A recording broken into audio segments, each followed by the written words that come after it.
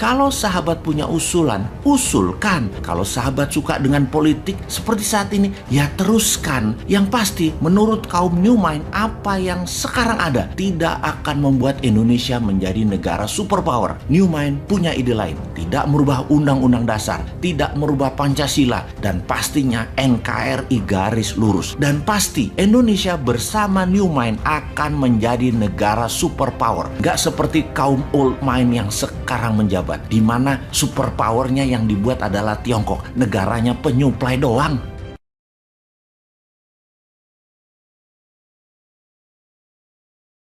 Urai sedikit maksudnya. Negara atau nation yang merupakan payung terbesar dari sebuah bangsa atau beberapa bangsa dalam suatu wilayah geografi. Banyak bangsa atau banyak ras bisa berada dalam sebuah negara. Amerika misalnya adalah sebuah negara yang paling banyak bangsanya beragam tinggal di sana. Bukan suku lagi, bukan etnik, tapi bangsa atau ras. Bangsa atau ras seperti Caucasian, Negro, Oriental, dan lain sebagainya, di mana ada 5 ras besar seperti simbol 5 ring olimpiade. Kemudian bangsa memecah lagi menjadi suku atau etnik. Panjang deh kalau kita membicarakan hal ini. Kita skip aja dulu ya. Tiongkok yang besar itu satu bangsa dengan etnik Han atau suku Han yang menguasai 91% populasi di Tiongkok. Sungguh, jadi agak gampang mengelola negara sebuah wilayah di mana bangsanya tersebut mayoritas satu suku. Sebagai catatan, suku Han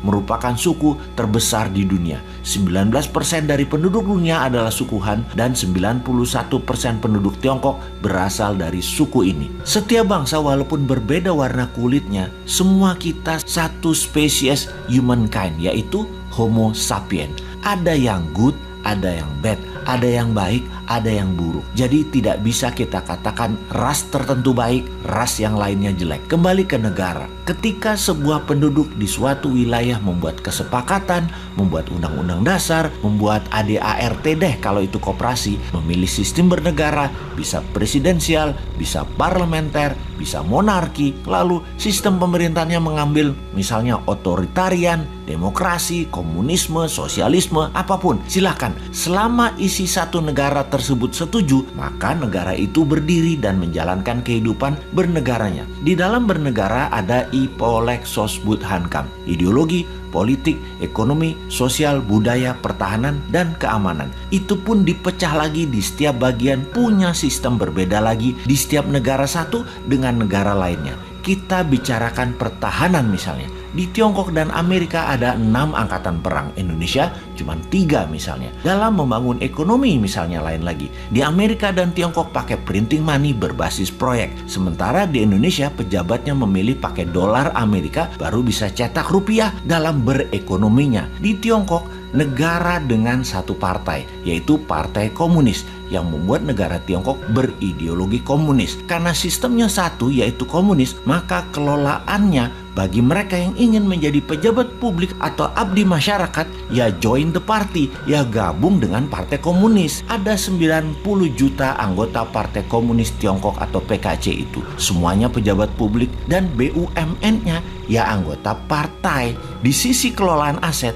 BUMN Tiongkok bukan punya negara, tetapi punya partai Komunis Cina. 1,5 miliar warga Tiongkok dikelola oleh 90 juta anggota partai PKC, termasuk tentaranya. Tentara Tiongkok itu adalah toolnya partai. Di Amerika di sisi lain memiliki banyak partai politik, namun dalam 100 tahun belakangan hanya 2 partai besar, yaitu Partai Demokrat dan Partai Republik. Partai Demokrat berciri heavy on government atau semua sektor pemerintahan yang atur. Di Partai Republik heavy on private, apa-apa swasta kalau Partai Republik berkuasa. Jadi di Amerika tidak ada BUMN. Negara tidak berbisnis di Amerika. Amerika tuh negara swasta. Demokrat menang, banyak proyek pemerintah yang digarap tetap swasta. Di zaman Republik berkuasa, program pemerintah kecil namun swasta yang garap semua proyeknya. Kalau Tiongkok, negara Partai Komunis. Kalau Amerika, negara swasta. Kita ke Indonesia sekarang, negara yang sejak reformasi masih mencari bentuk. dulu sangat presidensial. Parlemen terkenal dengan perkataan setuju manut pemerintah. Sekarang dalam 15 tahunan terakhir, parlemen DPR balas dendam, mengendalikan pemerintahan kebanyakan. Jadi bentuknya sekarang lebih ke arah parlementer. Partai politik dan politik menjadi di segala lini, membuat Indonesia menjadi negara politik. Mau kaya di Tiongkok, join partai komunis.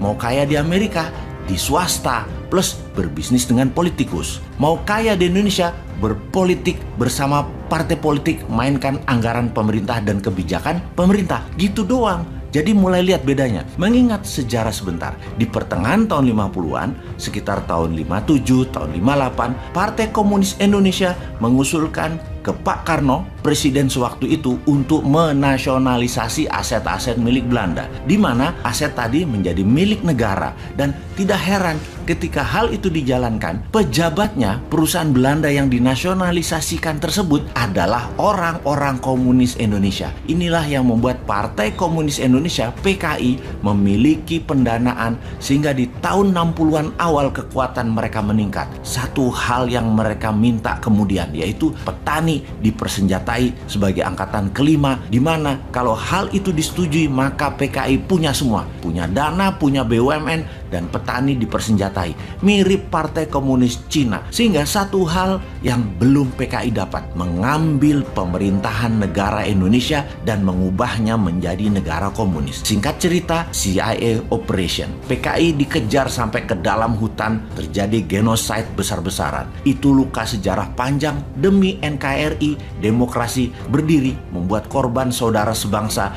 yang berideologi komunis musnah. Sekarang semua sudah tertutup peluang bagi PKI. PKI sudah selesai. Zaman bergeser.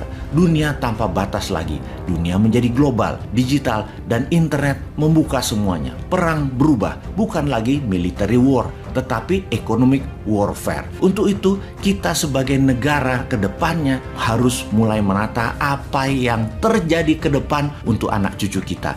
Masih cocokkah negara berbisnis? Apakah akan membuat negara menjadi single party country seperti PKC di Tiongkok atau di Meksiko? Apakah negara politik seperti Indonesia saat ini cocok untuk ke depannya, yaitu membuat Indonesia menjadi negara superpower? Kalau sahabat punya usulan, usulkan. Kalau sahabat suka dengan politik seperti saat ini, ya teruskan. Yang pasti, menurut kaum New Mind, apa yang sekarang ada tidak akan membuat Indonesia menjadi negara superpower. New Mind punya ide lain, tidak merubah undang-undang dasar, tidak merubah Pancasila, dan pastinya NKRI garis lurus. Dan pasti Indonesia bersama New Mind akan menjadi negara superpower. Gak seperti kaum Old Mind yang sekarang menjabat, di mana superpowernya yang dibuat adalah Tiongkok, negaranya penyuplai doang.